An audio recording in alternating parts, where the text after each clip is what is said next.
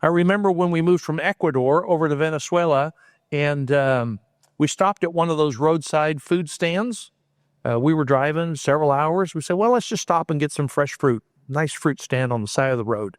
And in Ecuador, we had gotten accustomed to eating bananas, watermelon, and papaya. And in Spanish, that is banano, sandía, y papaya.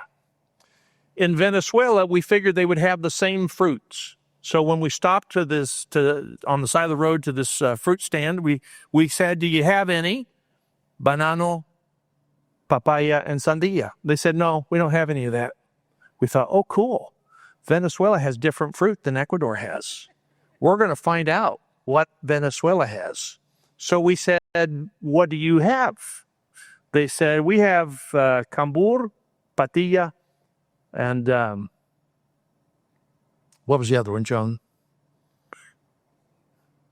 It'll come. No, patilla, lechosa. I said, whoa, never heard of those. Exotic tropical fruit. Bring it on. So they brought us a platter of fruit. You know what it was? Banana, watermelon, and papaya. It's just with a different name, different culture, different words, different signs, different symbols. But you learn, you listen, you watch, you appreciate, and you embrace it, and you can thrive in that culture if you take time to do that. So I want to challenge you today to think about this. If grace is a different culture,